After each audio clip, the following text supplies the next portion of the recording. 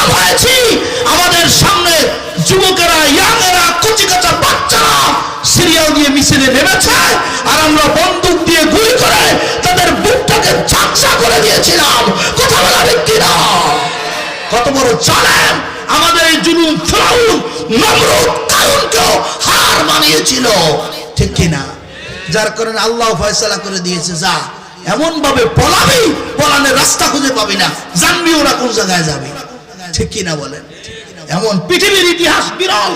Parliament member সহ দেশের prime minister, দেশের প্রধানমন্ত্রী থেকে শুরু করে মসজিদের খতিব পর্যন্ত পলায়ন করে যায়। পৃথিবীর ইতিহাসে এই ৬৫০০ বছরে একটা ইতিহাস কেউ দেখাতে পারবে না। কথা বলো ঠিক কিনা? একদম বাইতুল মুকাররমের খতিব সহ পলায়ন করছে, বলায় নাই? কথা বলেন, বলায় নাই? আল্লাহ ধরা বড় কঠিন। কথা বলো ঠিক কিনা? বাটপারি সব জায়গায় চলে না। ইউসুফ আলাইহিস সালামের ভাইরা বলল, না, ছোট্ট বাচ্চা হত্যা করা যাবে না।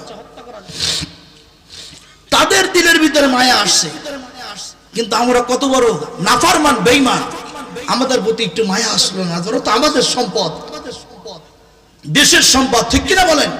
ইউনিভার্সিটির ছাত্রগুলি, মাদ্রাসার হেফজ পড়া ছাত্রগুলি, মাদ্রাসার মাওলানা পড়ুয়া ছাত্রগুলি, যারা ছাত্র তালিবুল ইলম লেখাপড়া করছে, এই সব ছাত্র আন্দোলন করতে মাঠে নামছিল। কি হইতো ওদেরকে একটু ভালোবাসা দিলে?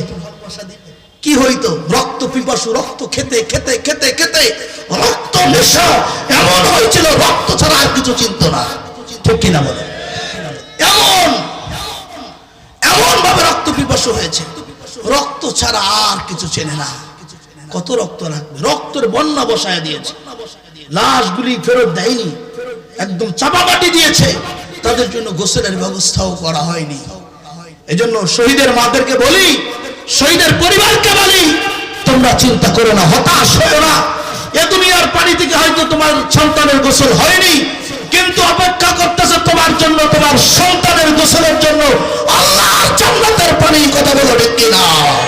আল্লাহ সেই পানি দিয়ে গোসল করিয়ে নহরে হায়াতে ফেলিয়ে এরপরে তাকে পূর্ণ জীবন জৈবন দিয়ে জান্নাতের মেহমানখানায় পাঠিয়ে দিবে।